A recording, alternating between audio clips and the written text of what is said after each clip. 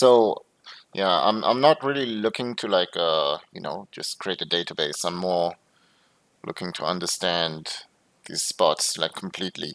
And so what I'm trying to do right now, I'm kind of on this like little mini project right now where I'm trying to figure out how to play button versus big blind ace xx flops just overall in general. So this is just the start, and it like there's basically tons of other ace xx flops I want to look at, and I want to see how things change.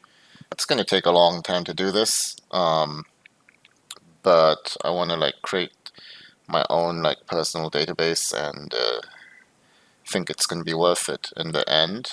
And I want to have like a clear overview of all different types of ace xx flops. Basically, right now we're looking at ace king 5. I want to look at ace jack 9, like ace 7 deuce, like ace 4 3, like all these different types, and whether it's monotone or rainbow or suited, and find out all these differences. But yeah, let's get back to the ace king 5 here. So we were looking, this is two sizings right here. This is one big blind only, and I node locked for exploit GTO here. Firstly, let's look at, well, this was one BB only, so we talked about the differences between these two last time and talked a bit about flop responses. But now let's talk about how some people might be playing on this flop. So a lot of people might be betting small with their kings. So instead of betting large with like king jack, king 10, king 9, king 8, they're going to use a block bet, which is, they're polarizing their large sizing more basically. And I also made some changes here. They might be block betting too much with a hand like 7-6, 8-6 suited, 8-7 suited without the backdoor flush draw. Something that I might also do quite often, to be honest. And this also has a backdoor straight draw, so again, you don't want to block bet and get raised. That's why it's still, like GTO is still betting large with even 7-6 of clubs here, whereas like 9-6 of clubs doesn't have as good a backdoor straight draw, so it's going to bet large. And then some people might also like block bet too much with gut shots, so queen jack off, queen 10 off, queen 10, jack 10 off. I included these as block bets for the exploit player. And so basically this player who's kind of studied this spot, but he's not implementing it properly. So his large bet size is generally going to be too weighted towards ace x. It's not going to have enough king x, so he's probably not going to be taking a bet check bet line or bet check call line as much as GTO. Instead, he's going to be barreling more on turns, and he's also not betting large with enough like pure bluffs, let's say. So let's see how things change against one big blind now on the flop. And now against this guy who's got an even weaker one big blind range, even though he's including like gut shots and king x in there, we can start check raising way more. So we see check raising 30% compared to GTO, which was like 13, so like almost 20% difference. Yeah, this was one big blind only. Against one big blind only, we basically don't need to raise much, maybe like 5% raise or something, but you don't even need to raise basically. But if someone is misplaying GTO and the one big blind range is too weak, we can attack that extremely hard. So whereas before, it might have been okay to check raise with these 5-3 or like gut shots, like wheel gut shots. Now it's basically mandatory to do it pretty much every time. You also need to be check raising like basically any backdoor flush draw with a backdoor wheel draw, like 8-3 suited, 10 to Jack 2 suited, whereas before you were just folding them. And you can check raise for value all your aces, because since you're check raising, you're attacking his kings as well. So because he's betting more one big blind with kings, so you've now got a lot more value with your aces. So that's why we can check raise for value all of our aces to get value from those kings that he's betting small. And because of that, now we can raise way more with like bluffs. Yeah. So that's basically what's going on here. Sorry to interrupt. Can you hear me well now? Yeah, I can hear you pretty well. Okay, good. I'm recording as well. All right. Yeah, quite interesting to cross play our aces here. Definitely unorthodox approach. Yeah, I mean, well, it's only against someone again who has that weak betting range. Like in general, if they bet one big blind with their entire range, we should not be Yeah, raising. yeah. Yeah. So it's We discussed against, this in the previous meeting. yeah, it's against very specific people. And I only looked at this because we were talking about our calling ranges on turns actually. And so yesterday, or not yesterday, but the other day, we were, for example, looking at when he bets one big blind, we call, turn comes a 7. And we were talking about, let's say, he's potting, and then, in GTO, kings are basically going to be indifferent, right? Like, it's like you can call, you can fold, it's going to be close, basically. Yeah, and then we obviously found out that we can start hero folding depending on whether we're barreling. Right, yeah. So, and we talked about, mm, so if somebody is barreling too much with, let's say, king queen and ace king, and let's say ace 8 and ace 7, and yeah, so he's barreling too much with that, but he's still got all his bluffs, and it's pretty hard to overbluff in this spot, I think, because GTO does have a considerable amount of bluffs already. So Yeah, yeah. Which I'd say population-wise, they're probably underbluffed compared to GTO. yeah, I don't think population is capable of overbluffing here. So, but I do think that they can barrel king queen and ace king. So, and maybe we can let them keep checking back aces. It won't make a difference. But basically, we concluded that against the population, we should be folding our kings compared to GTO. So this is how GTO would play. It's going to look pretty similar here, as we noticed. The thing is, if GTO is splitting sizings, he's not going to have the king queen. So if we're playing against someone who's using multiple sizings and playing GTO well, then we're back in this complicated spot with kings where you can call, you can fold. It's very complicated. So if you're playing against a GTO bot, it's actually a tough spot. But against population, we can pretty much fold all of our kings. I mean, it's calling like some king 3 with a 3 of diamonds, but yeah, other than that, it's folding all kings, basically. And king queen. And 2 pairs, obviously. Now, so I wanted to do this because a lot of people are playing like this, so they are, they're betting one big blind with a more merged range. They have more kings in there, and they have more total air, they have more of the gut shots in there. So against this player, this is the type of player who you can call kings against. So he's bet one big blind, and what's going on? I put king queen in the big bet still. Okay, that makes sense. So he bet one big blind on the turn.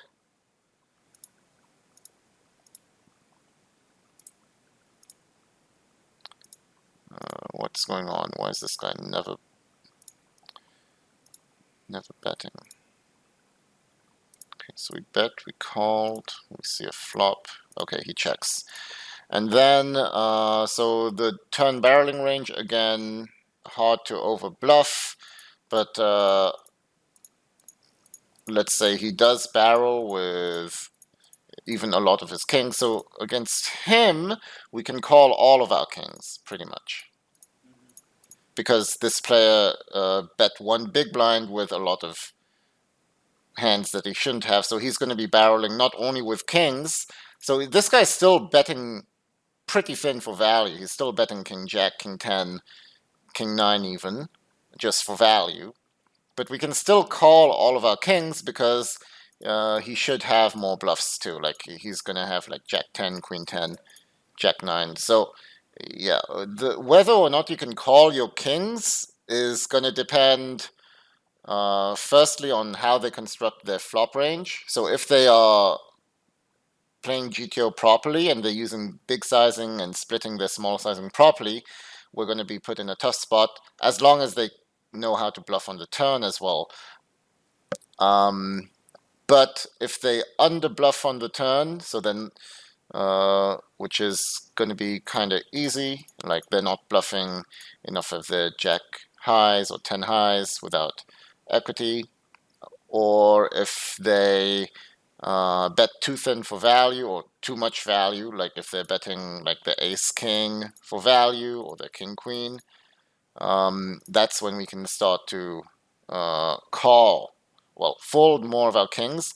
But against someone who's betting small with a capped range on the flop, and they have more bluffs to choose from, that's when we can start to call, basically.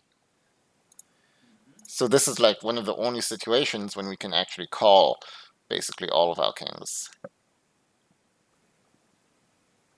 Okay. Yeah, so that's one thing that I wanted to look at.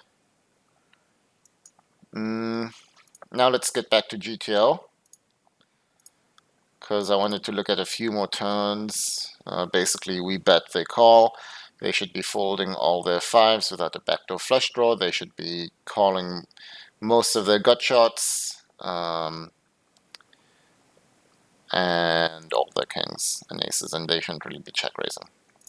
So I wanted to look at it like 10, because the 10's pretty interesting, because it completes the most obvious draw, since Queen Jack is a pretty obvious hand for people to be calling. So it completes the most obvious straight, basically. And wanted to take a look at our strategy here. See if there's anything interesting after we like bet large on the flop. And well, the main thing is, let me open just pure GTO here. Let's make this guy bet. No, let's make him bet big, so we can compare to like the 7 again. So on the 7, our primary sizing was 3/4 of the pot. 7's basically a blank, and so we want to put his kings under pressure a lot. We want to apply a lot of pressure, basically, on the turn. The 10 is not a blank. It completes the most obvious draw. And so our primary sizing is going to be half pot now. And so interesting thing is our strongest hands will no longer consist of just top pairs and stronger. Like we have a lot more hands. We've got straights now, which are included. So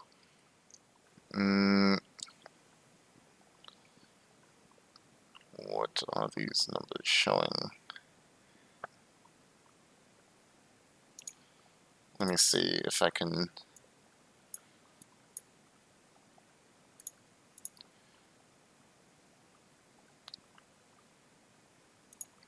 I'm wondering if these percentages show the percentage of combinations, basically. Like 5% of my hands are straights. Is that what it's saying? Yeah. Yeah, okay. Okay, cool. So, so basically we see that we had actually,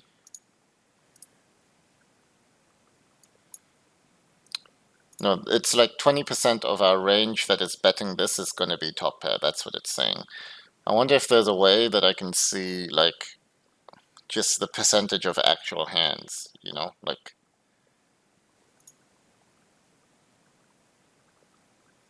played show. I don't know. Like I want to see like top pair, not 20% is betting half pot, but like how much of our range consists of top pair. That's not it.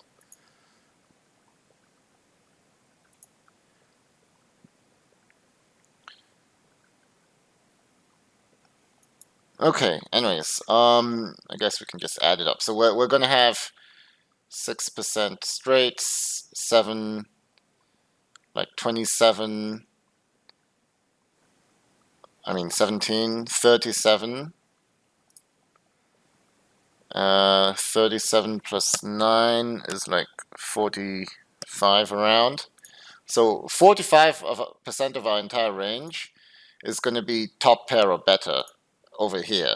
So that's quite a lot, basically. Over here, so it's going to be, all right, so sets will be 1%, two pairs will be 6, so that's 7, plus like a bit of checking, so maybe 8. Top pair, so 14,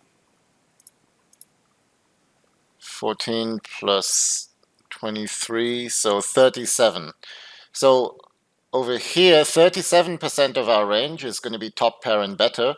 Over here, 45% of our range is going to be top pair and better. So because of that, our top pairs basically lose a lot of value, and it's also going to show in the equity.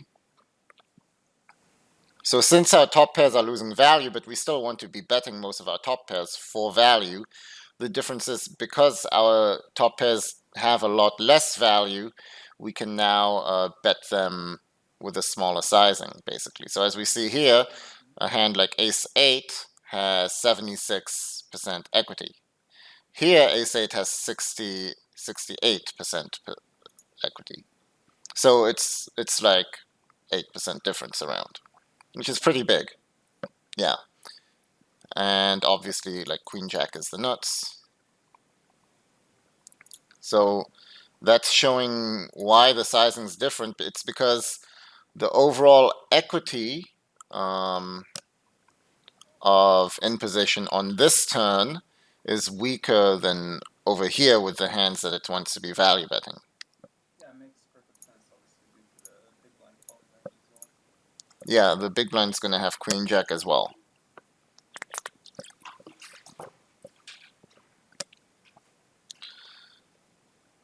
Okay. Here it is using split sizings. I'd probably just pick one sizing in general. Regarding like if it's value betting kings thinner for value, like not really. I mean, it's still gonna bet king queen sometimes, just like here. And regarding bluffs, on a 10, let's see, jack high will be very good bluffs. So jack 8, jack 9, those make a lot of sense. We get to fold out some, well, what do we get to fold out actually? Like we get to fold out some kings, and yeah, that's the main thing we get to fold. And fives that call on the flop, obviously. So yeah, jack high is a great bluff. Queen high, we don't really have any. And it's, I mean, it doesn't really have more showdown value since he's not got any worse queens. But we're still checking it back anyways, I guess, just a way of selecting our bluffs. And we're still bluffing like a bunch of complete trash. We're not going to be barreling with a 5, for example. But we will be barreling with a lot of our total air. Because we've got so little air here, actually, that we can basically bluff everything. Well, we're bluffing like 90% of our air, as we see here. Whereas here,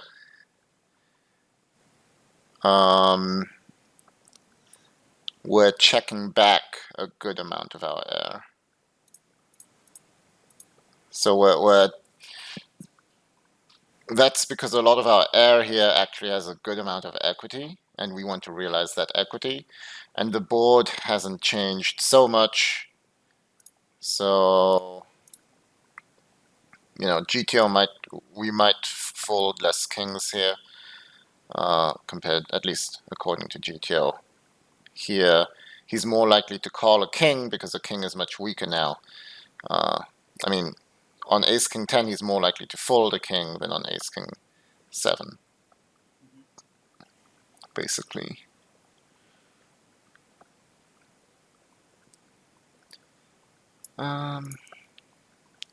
Yeah, and all 5s has to be folding. Interesting that queen 5 and jack 5 here will just be check jamming as a bluff. Yeah, I think that's easy to implement in the game. Right, yeah. I mean, especially without anything else but a gut shot. Like, it's a bit weird. Anyways, I don't like it. You don't need to remember that. Let me think. Anything else you want to look at here? It looks pretty clear. I mean, depends where you want to go. Do you want to go to turns or rivers? I don't mind. I mean, I want to look at 2s on the turn. Sure. Okay. So let's bring out a 2 then. This one will bring a flush draw. Okay, so on a 2, it's kind of like a mix. 2 is pretty confusing turn because it's mixing between half pot and 3/4 here. The reason for that is because like 4-3 is a part of villain's range, which isn't really a part of our range at all. We never have 4-3. Yeah. Whereas they have 4-3, all the suited combos at least, and half the off-suited ones. And so it hits villain's range harder than us, but it's still quite unlikely. Like it's not as wet as, let's say, the queen, obviously, or I mean the 10, like any of the Broadway cards. It's not as impactful, and so we're going to find ourselves mixing between half pot and 3/4 here, which is quite a confusing strategy.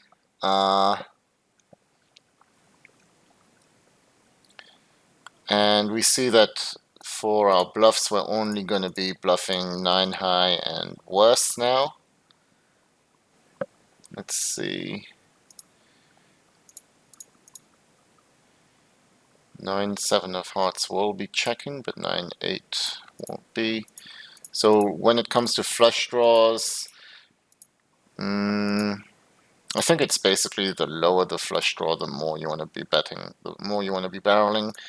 Queen 9 still likes to be checking. So all high cards want to be checking.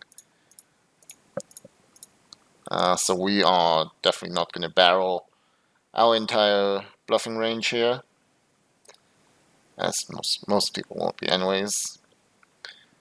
And we still want to be barreling with ace 8 plus, and most 2 pairs and all sets. Like what 2 pairs want to check? Ace 2 wants to check, and that's about it. Okay. And quickly look at responses. Like again, even GTO's folding most kings to 3/4. And even to a half pot, it's still folding like king 9 to king 6 mostly. It will still call king queen here and king jack, but yeah, king 10 to king 6 just isn't that great. Kind of makes sense. Yeah. Okay, I think that's all I wanted to look at on that turn.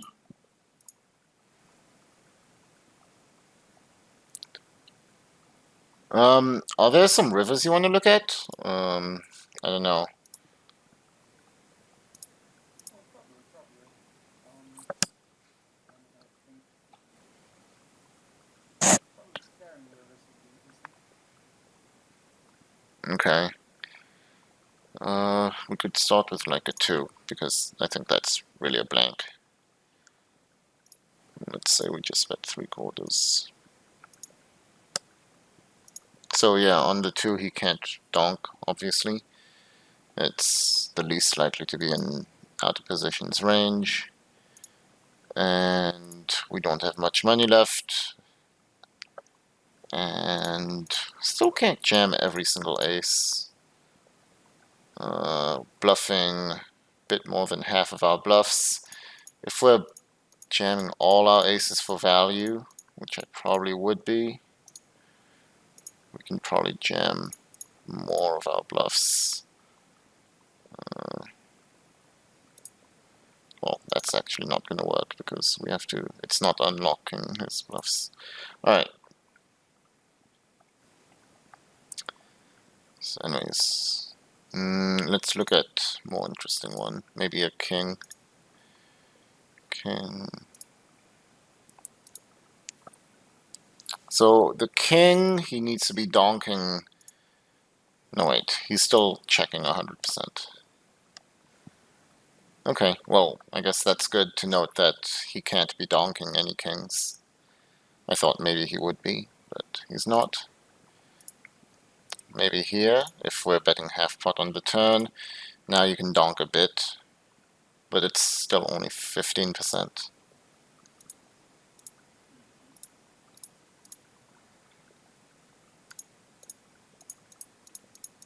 And most aces are called still. But that's because we have so few aces in our half pot sizing.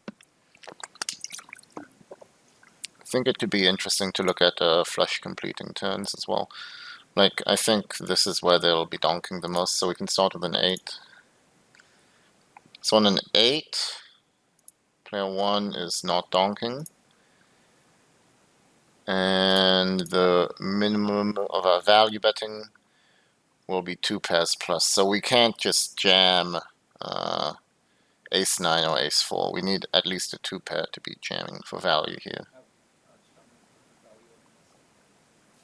Yeah, I think most people do. I mean, like, even GTO is going to be calling most of his aces, but it just doesn't really matter here. Because he's going to have a lot better hands than just naked aces to call.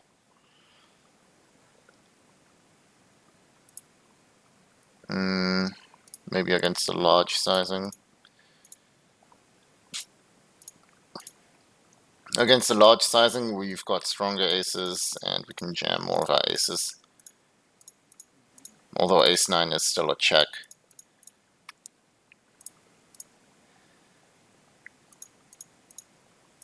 I guess like ace 10 plus, he's never really got better aces there at least. So yeah, ace 10 is basically this almost the same strength as a 2 pair, we could argue. Yeah, makes sense.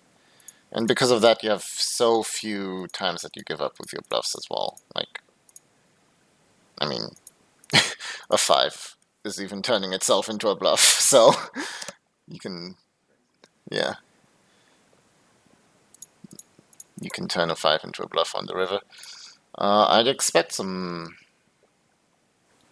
donks on the 10 here, on a 10 of hearts. Nope. What about... yeah, I probably would against fish. I'm trying to look, like, he's still calling all flush draws, so interesting that he's not donking. Let's see the 3. Whoa, 95% donk. Alright. And then we got a call, all our aces, great. 95% donk, that's sick. Okay. Alright, so let's get back to some other analysis. I wanted to take a look at what happens on a king turn. We looked at that briefly the other day, but I want to go a bit deeper into it because there's some interesting stuff. So we saw here in GTO, on a king turn, villain needs to be donking a lot, right? That's what we came to the conclusion. Like 80% or so. Like 65% here. And we noted that a lot of people are not doing that. But it's also because GTO's large bet size is, it's very strong. And it's got some kings in there, but not too many. But what's important to note is that if you're playing against someone who's... Okay, this is also GTO. Let's see how against GTO, if we use a small bet, the small bet should have more kings in it, so we probably won't be able to donk. Yeah. So donking on a king really makes sense only against someone who's playing GTO. At least that's what I found.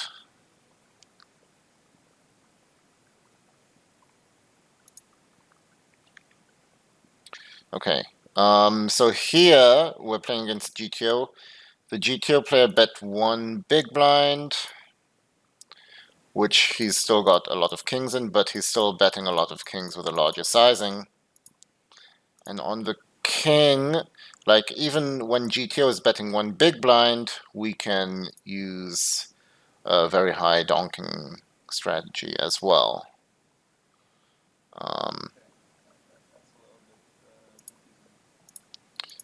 I mean, he doesn't have many kings because he was betting large with king, queen, king 10, king jack, king 9 offsuit.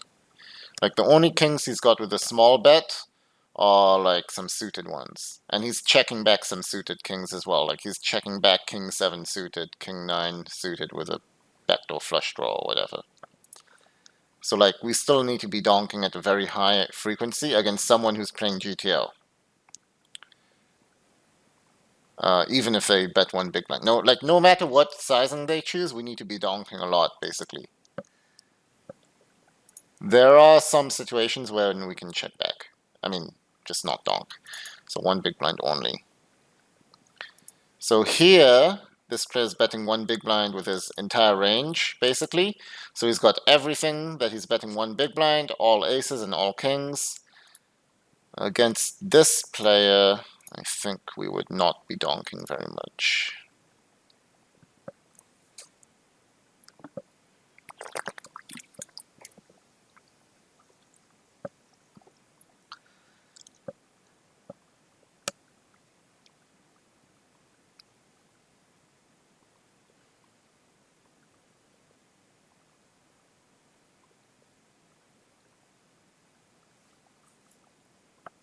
This is the exploit sim.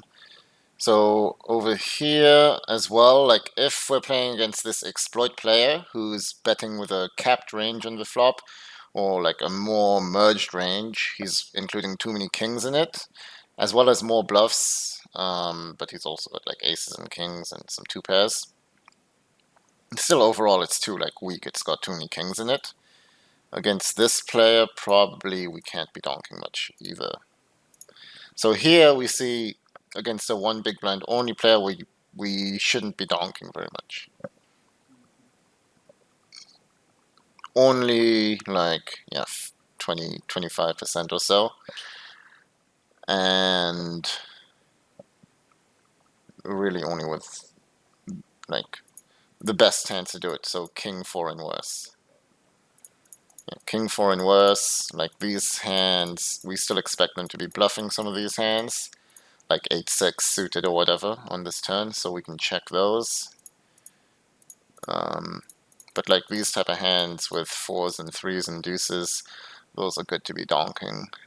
But as you see, basically, even if we don't really donk here, it's not going to be a big deal. So we don't need to construct or worry too much about constructing a donking range against people who bet one big blind with their entire range, which is good. It makes it easier for us to play again.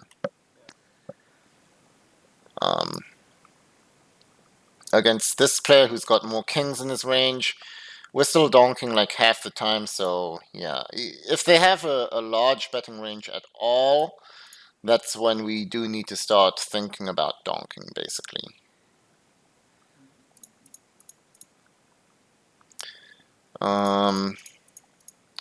Although I think this is also going to be a lot of the result because we don't have any aces, so our range is so much more king heavy because we check raised all the aces on the flop against this particular player. So it's if we had this player's range, I think we'd be donking a lot less again. Yeah, that makes sense. Yeah. Okay. So that was pretty interesting. So the main thing to take away here is that it's only important to be donking against players who have studied GTO properly. And that's another reason why it's so good to actually implement the GTO strategy, because a lot of people won't be donking enough against us. And it's also why it's so bad to just use this one big blind strategy, because it's so simple to play. Not only because they have to donk on like this king, but they also they can overfold quite easily on turns in general. So yeah, even more reasons to use multiple sizings on flops. What else do I want to look at now? Okay, so finally the last things I wanted to look at today are what happens after checking back on the flop, because in here that's going to be a small topic. Like as we see, we should be checking back about 6% of the time. Let's say we're not even rounding it. We'll be checking back even more, so we'll be checking back like 14% of the time. Maybe we'll have a few aces in there. We'll have all of our queens. We'll have a bunch of king X, like weak kings, basically, especially with, let's say, backdoor flush draw.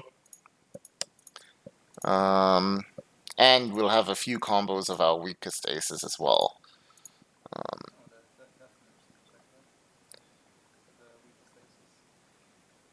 Yeah, but it makes sense, right? So that's how you're gonna end up protecting your range, basically. So we can just take a look at some turns. So let's get back to the blank 7 again, or quite blank 7. So after going check, check, I think I should actually include an overbet sizing here. So let's include a 6 big blind sizing. And okay, let's just calculate.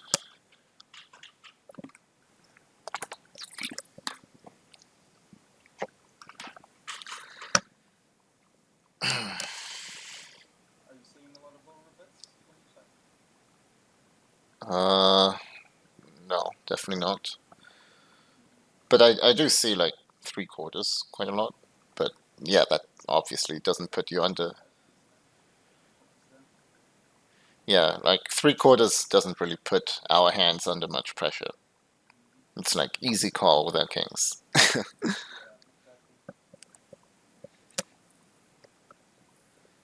Whereas overbets really start to put us under pressure right on the turn.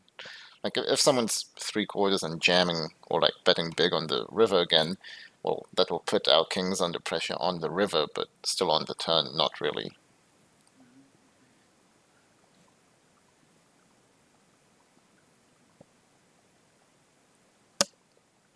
Probably at the current state of the games, if we're not looking at hundreds and all the lower stakes, it's just a pretty good idea to overbet and just jam pretty much most servers.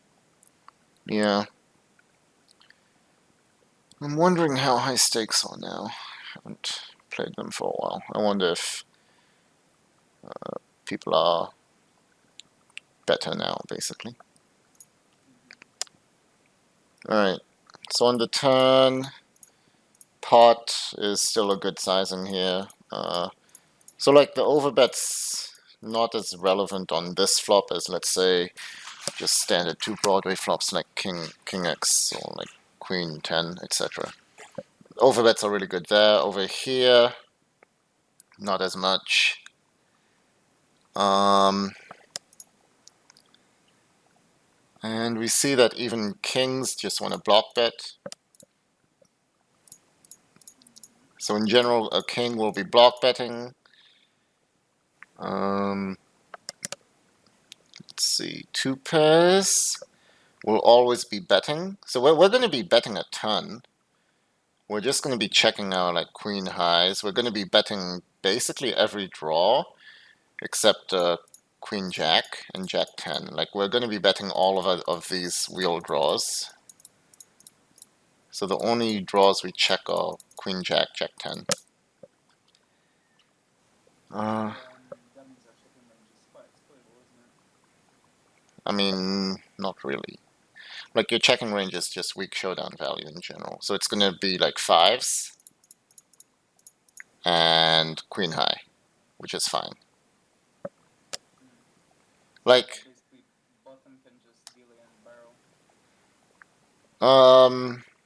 well, he could, but he doesn't have many hands to delay and barrel with. Like, he's got queens, jacks, like some queen high, some weak kings.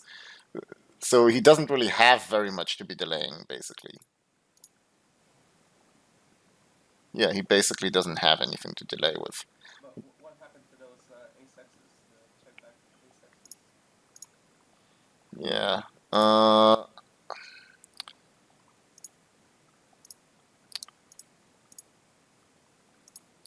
They're not showing because of the rounding problems.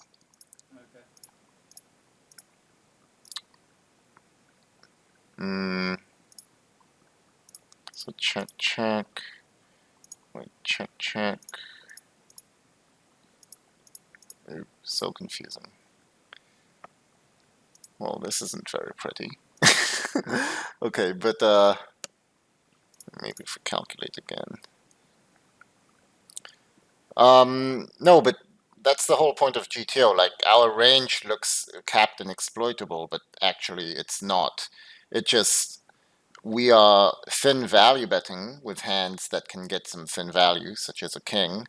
But a five doesn't really have much value, so we can't be betting with it. So what happens is a lot of these five turn into bluff catches, for example. Like you don't need to protect your range by including all these two pairs or aces in it. That's not how you protect your range. You protect your range by calling down with your bluff catches more. That's how GTO plays. It's like a huge mistake of most weak players. They check with like I don't know. Let's say they're in the spot on the river, out of position, and they're supposed to be probing, like block betting the second or third pairs most of the time.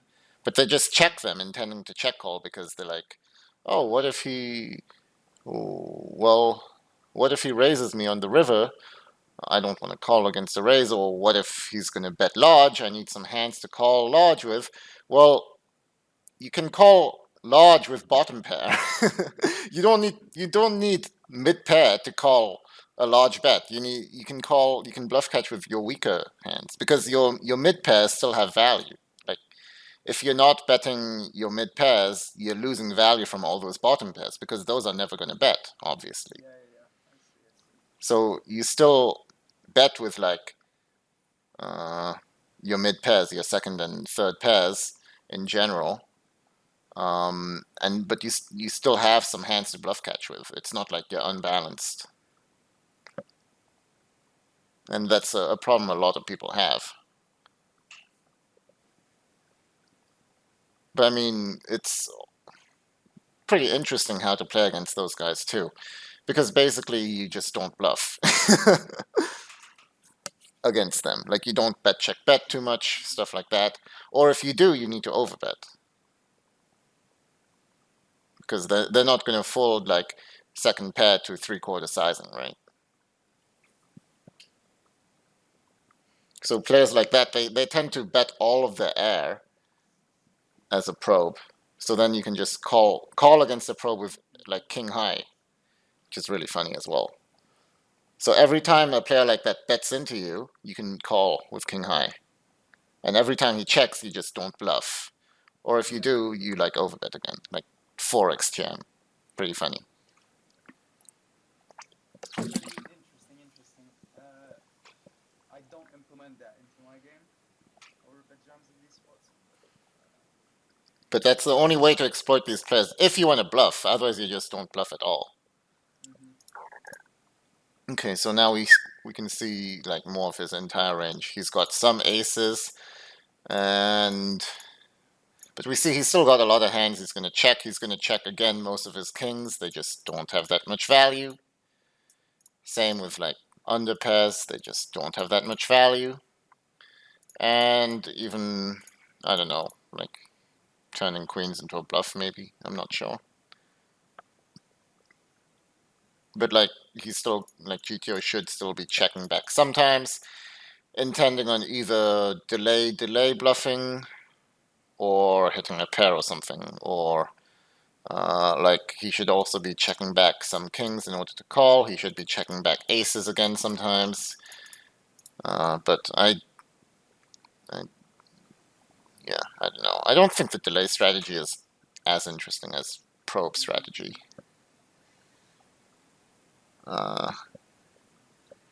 And let's say he does bet, I don't know, half pot.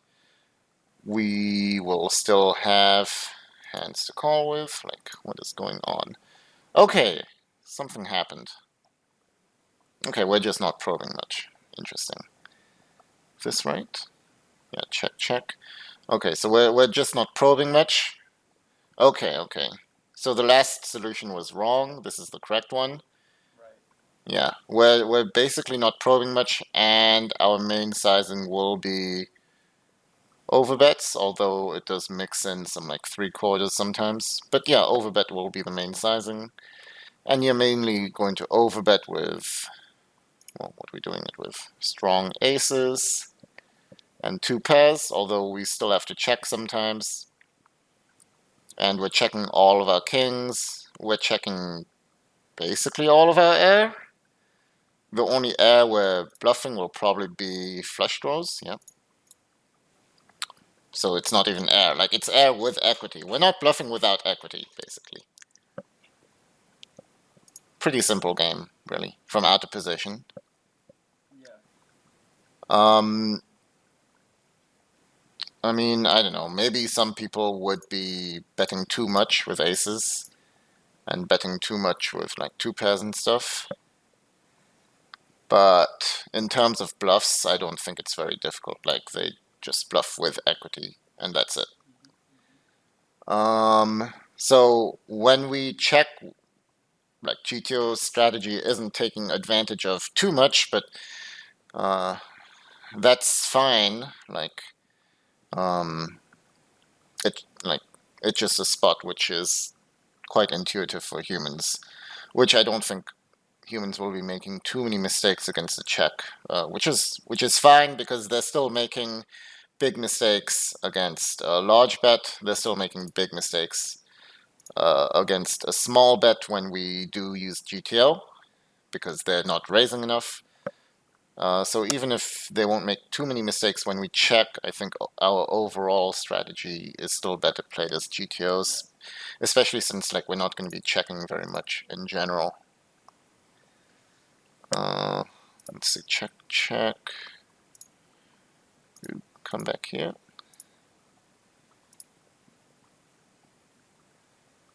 Okay. Let's say he checks, and our delaying range. We should be betting, splitting between pot, or maybe we could even bet like a block bet on the turn. Oops, what am I doing? Let's add a block bet to the node. So let's just bet one big blind on the turn. And so let's make our sizings. Let's get rid of 3/4 and let's polarize our range. And then here, the most common sizing is overbet, so I'll just make his only sizing overbets, basically. It's gonna make it a bit faster for us to calculate. Okay. So we can try analyze the turn a bit better after checking.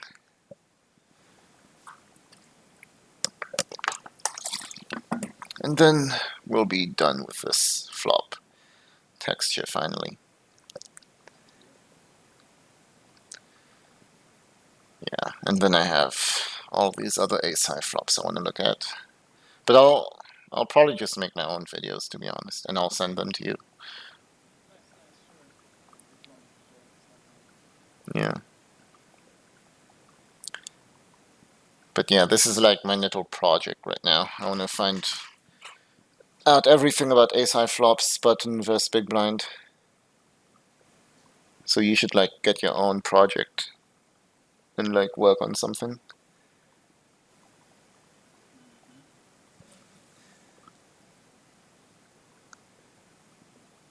Because it's like super helpful. You know what I'm saying? Yeah, totally. I'm just trying to think. I reckon big blind versus button is quite interesting to pursue further after a sets boards. Just because, I mean, as we see, there's so much room to exploit for button. But at the same time, big blind is quite Yeah. just concentrating the whole all the flops on it instead. Okay, so anyways, after check, I mean, I don't know. I have a like huge list of things I want to study. You know, like I have all these different questions, Cool. Just share them with me. and then like basically what I want to do is I want to go through all of them. And right now I'm working on this ACE-XX project, but definitely doesn't have to be just big button versus big blind. No, it doesn't have to be, but thinking about the game overall, I mean, button right now can be printing 30 plus GPV. Yeah, but it's supposed to. And also like I'm picking deep stacks because that's the most important part for button versus big blind. Cause like at shallow stacks you're usually heads up by that point. Yeah. Anyway, so back to the probing strategy. Probing ace-8 plus, basically, for value. Checking ace-6 and worse, any value that is worse than ace-6, pretty much. Checking all fives, except maybe, no, king 5 is a 2 pair, so it's still checking 2 pairs, king 5 especially, makes a lot of sense. King 7 also, so like we're checking all of our kings, because villains should have some aces or like some strong hands in their delaying range. So we need to protect our check back range by having king 7 and king 5 in our checking range, basically. At the same time, we're blocking villains showdown 5x. Uh, yeah, that's true. Yeah, this is a thing that happens a lot, basically. Like, uh, you're checking hands, like in probing ranges, the hands that you check would be consisting of the blockers. So over here, the blocker is going to be a king. In like in a heads up spot, it would be the board could be like, I don't know, Jack 8 5. The turn's a 2. You're going to be checking a lot of 2s and 5s to him, like 2 pairs. I mean, so like if you're checking a lot of 2s and 5s and not probing those, you're going to be checking all 2 pairs with a 2 or 5 as well. Kind of makes sense. Yeah, that's kind of how the way GTO is doing it. Okay, if he's probing, GTO is calling all kings. Maybe not king 6 and king 4, they're the weakest. Calling all flush draws. Yeah, like nothing too surprising. Can sometimes raise as a bluff with queen 5 of diamonds or jack 5 of diamonds, but that's about it. Jamming vulnerable 2 pairs like king 7.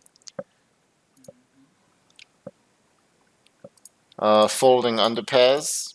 That's important to note. Like queens to 8s should just be a fold. Like every under pair, they have less outs, and we're also blocking their bluffs. So Simple realizes that it's very important to fold under pairs. And okay, pretty basic. Let's see, delaying range. So will we have some block bets? Maybe just a bit with pocket eights, but not really. This isn't really a spot where we're going to utilize block bets. Instead, we're mostly going to polarize our range and use pot as a standard sizing. We can pot with king 10 plus for value, basically. Yeah, king 10 plus goes for value. And all 2 pairs will be delaying. Some sets can check twice, so aces and kings that we did check on the flop can now check again. And then some of the weakest aces again, like, might be interested in checking again. So like, if you checked ace 4, ace 3, ace 2 on the flop, you should be checking them again about half the time, basically. But like ace 7 plus, you should be, or ace 6 plus, you should be betting. Okay, so I think that's about it. Oh, we looked at everything. Cool. So I guess